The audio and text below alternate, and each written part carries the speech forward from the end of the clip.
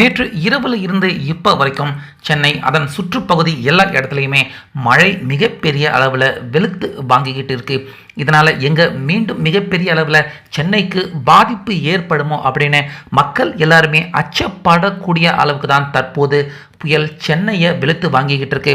So இதுக்கு நடுவில் மக்கள் எல்லாருமே எப்படி இருக்காங்க, புயலால் பாதிக்கப்பட்டிருக்காங்களா அப்படின்னு மழைக்கு நடுவுலையே மக்களை பார்க்குறதுக்காகவும் நிவாரண உதவிகளை வழங்குறதுக்காகவும் வந்த துணை முதலமைச்சர் உதயநிதி ஸ்டாலின் அவர்களை வேணும்னே பத்திரிகையாளர் மடக்கிற மாதிரியான கோபப்படுத்துகிற மாதிரியான கேள்வியை எழுப்பியிருக்காரு.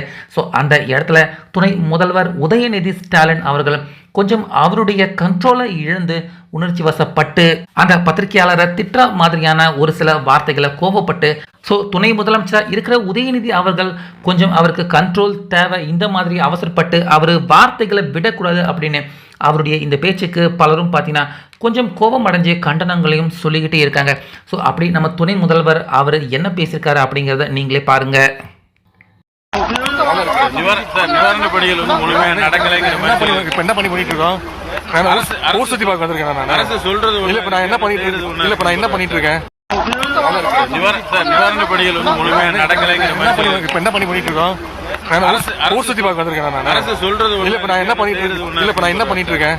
ஸோ மக்களுக்காக வேலை பண்ணிக்கிட்டு இருக்க உதயநிதி ஸ்டாலின் அவர்களை நீங்கள் மழைக்கான சரியான நடவடிக்கை எடுக்கல, எல்லா பணியிலையுமே தொய்வாக இருக்கே அப்படின்னு அவரை வேணும்னே பேசி கோபத்தை ஏற்படுத்தி அவர்கிட்ட திட்டு வாங்கின இந்த பத்திரிகையாளர் செஞ்சது சரியா, இல்லை உதயநிதி அவர்கள் பேசினது சரியா, இதில் யாரு மேலே தவறு இருக்குது அப்படின்னு உங்கள் கருத்தை கண்டிப்பாக கமெண்ட்டில் சொல்லுங்கள்.